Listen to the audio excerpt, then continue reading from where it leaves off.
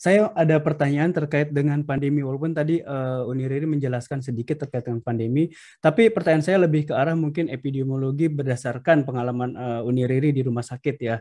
Kira-kira semenjak pandemi yang udah hampir 2 tahun ini, Uni Riri mendapatkan peningkatan pasien nggak terkait anak yang terlambat bicara ini? Karena kalau berdasarkan ini kan kebanyakan orang tua mungkin melakukan WFH, work from home.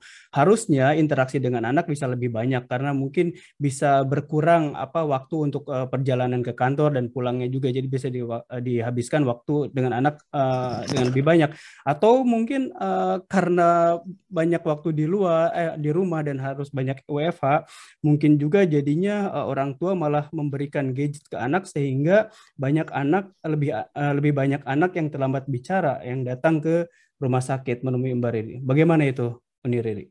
Ya, ya, memang Mas Bayu, saya juga merasakan tuh setelah sekarang kan kasus agak turun ya, dan saya tuh bisa dikatakan sekarang itu hampir 60% pasien saya itu pasien anak sekarang ini yang di swasta ya, kalau di yang M Jamil karena kasus lebih beragam. Ini yang swasta nih, eh, yang saya mendapatkan hampir ya 60 sampai 70% pasien saya sekarang anak-anak, dan hampir dikatakan 70 sampai 80% dari pasien anak itu adalah anak-anak yang terlambat bicara. Bukan anak autis, bukan anak ADHD, bukan anak CP ya, gangguan bicaranya, tapi memang anak-anak yang terlambat gitu. Kan ini pandeminya sudah hampir 2 tahun.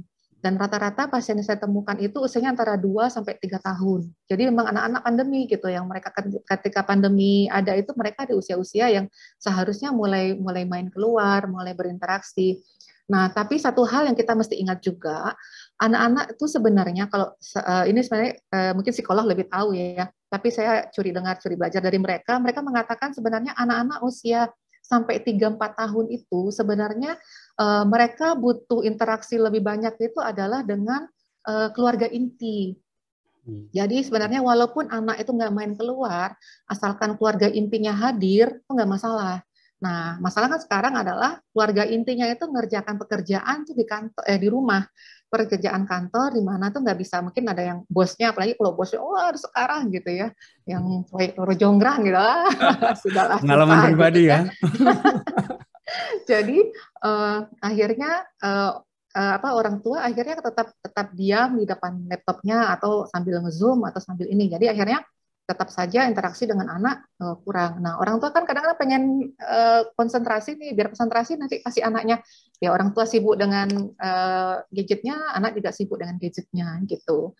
Jadi memang akhirnya pada akhirnya interaksi itulah yang jadi kurang gitu, menyebabkan anak-anak di era pandemi ini jadi banyak sekali yang terlambat bicara.